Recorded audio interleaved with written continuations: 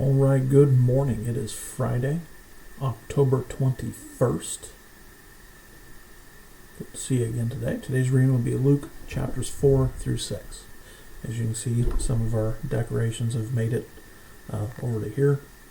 All right, now remember, Luke portrays Jesus as the perfect man. An interesting thing that Luke points out here, look there the wording in verse 1, and was led by the Spirit into the wilderness. In verse 14, says, and Jesus returned in the power of the Spirit into Galilee. I think it's important to note, Jesus didn't do everything that he did using the fact or the power that he was the Son of God. He demonstrated to us what a Spirit-filled man was capable of. Somebody who was completely yielded to the Holy Spirit. That's why Jesus is our example.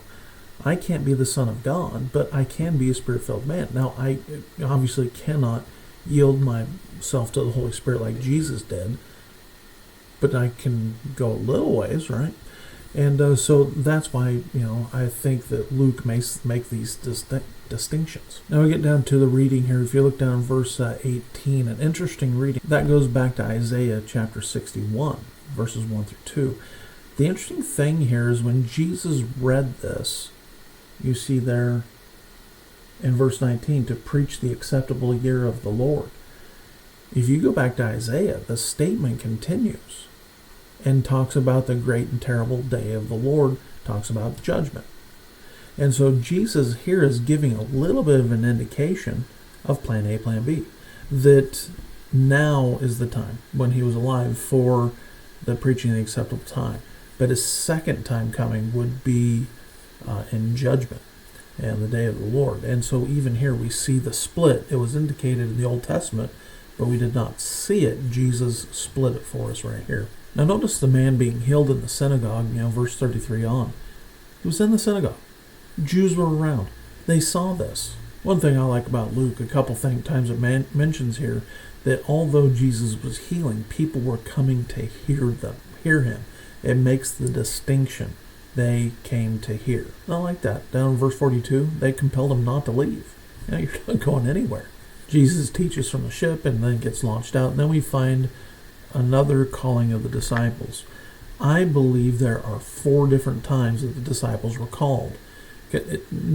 Not because I'm trying to explain away what might be a difference in time, but I think that he called them, taught a little, they went back to their jobs, and I think there's a couple times where this happened.